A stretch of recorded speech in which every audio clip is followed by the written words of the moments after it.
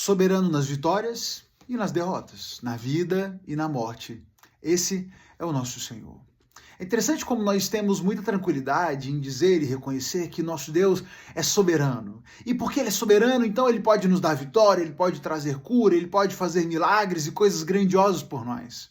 Mas muitas vezes nos esquecemos de que crer na soberania de Deus implica também em aceitar que quando a vitória não vem, Ele continua sendo soberano e a derrota foi permitida por Ele. Talvez essa derrota tenha sido fruto da ação direta de Deus. A enfermidade também pode ser. Se a cura não veio, se o milagre não veio, se a prosperidade não veio, e Deus é soberano, logo a derrota, a morte, o silêncio também são agir de Deus.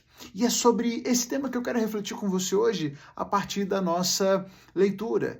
Quero te lembrar que nem só de profecias, profetadas, grandes falas, milagres, ações, prosperidades, não é só nesses aspectos que o Senhor se manifesta.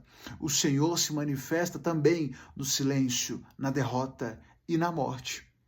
Hoje, a nossa leitura nos levou no primeiro livro de Samuel, capítulo 28, 29 e 30. Nós concluímos a leitura desse primeiro livro de Samuel e eu quero fazer um breve resumo do que acontece aqui e fazer essa aplicação com você. No capítulo 28, nós temos os filisteus se reunindo para batalhar mais uma vez contra o povo de Israel. Saul movimenta o exército, mas o exército filisteu é enorme. Eles estão com muitos guerreiros, são muitos soldados.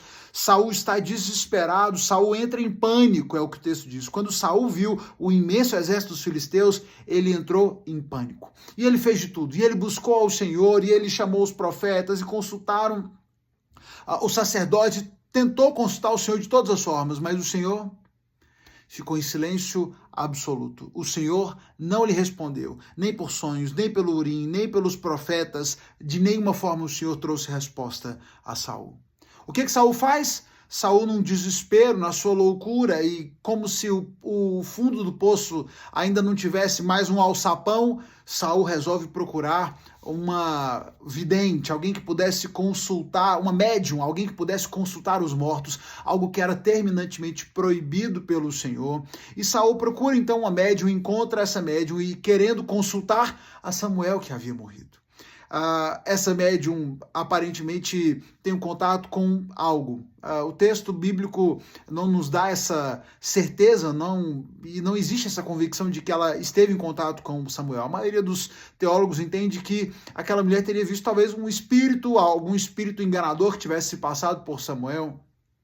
E o fato é que Saul acredita ter tido esse contato com Samuel, é o que o relato do texto nos apresenta. E esse relato de nada adianta, porque Saul está ali em busca de um resultado. Ele não se conforma com o silêncio de Deus, vai atrás do morto, vou falar com Samuel, Samuel vai resolver, vai interceder. E a resposta que ele tem, até mesmo desse espírito que ele entra em contato, é: acabou, Saul, acabou. O seu destino já foi selado pelo Senhor, o Senhor já o abandonou e já disse isso, e hoje mesmo você terá o seu fim. Saul tenta ir contra o Senhor, ir além do Senhor. No silêncio de Deus, ele tenta fazer com que alguém fale em nome do Senhor. Mas ele continua com a mesma resposta de que o seu reinado havia chegado ao fim. As tropas dos filisteus estão se reunindo para lutar. E se você se lembra da leitura, Davi estava entre os filisteus. Inclusive o rei filisteu a quem Davi estava submetido foi convocado também para essa batalha. Davi vai para a preparação ali com os filisteus, mas os outros comandantes filisteus não aceitam, estão inseguros, com medo de que Davi se vire contra eles durante a batalha, e a gente não sabe se isso é o que aconteceria. O fato é que eles estavam inseguros, mandam Davi voltar com seus homens. Quando Davi e os homens voltam para a cidade onde eles estavam, os amalequitas haviam atacado a cidade, levado todas as mulheres, levado os filhos de Davi, inclusive as esposas de Davi, e as esposas e filhos de todos aqueles guerreiros que estavam com Davi. Esses homens ficam indignados contra Davi, se levantam contra Davi. Davi clama ao Senhor. Davi clama ao Senhor por uma resposta. E aí, Senhor, o que eu devo fazer? Eu devo ir atrás desses assaltantes? Eu devo ir atrás deles? Nós vamos conseguir reaver as nossas mulheres, os filhos? E o Senhor diz para Davi, e dessa vez o Senhor responde, sim, Davi, pode ir, Vá e eu darei vitória a você. Davi reúne seus homens, eles vão à batalha, encontram os homens, recuperam todas as mulheres, todos os filhos, todos os bens, pegam também os bens daqueles homens e voltam ainda mais ricos do que já eram, ainda mais prósperos do que já eram, vitoriosos da batalha contra os amalequitas, que também eram inimigos do povo de Israel.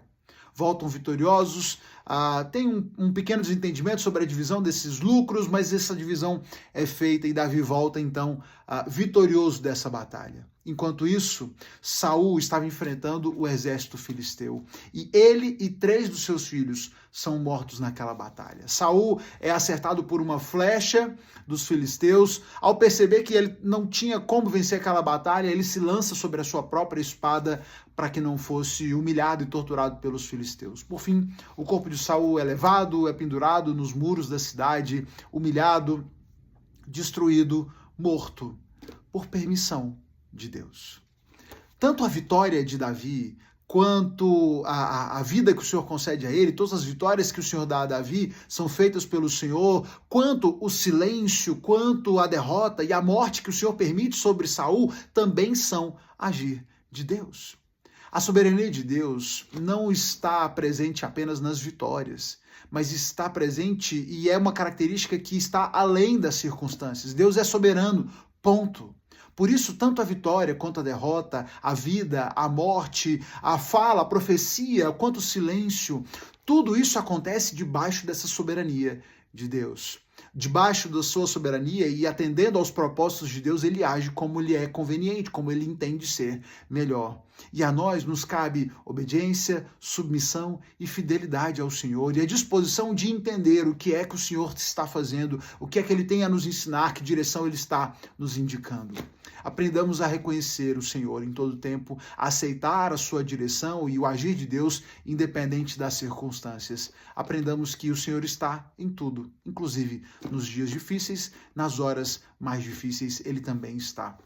Que Deus nos guie, nos ajude no entendimento da sua palavra. Amanhã nós começamos a leitura do 2º livro de Samuel. O cronograma eu vou colocar nos nossos stories, vou colocar lá, logo depois dessa publicação aqui, já vou lançar o cronograma para que você possa começar a leitura amanhã do 2º livro de Samuel. Boa leitura, vamos lendo juntos e você já sabe. Amanhã a gente se encontra aqui para mais uma reflexão.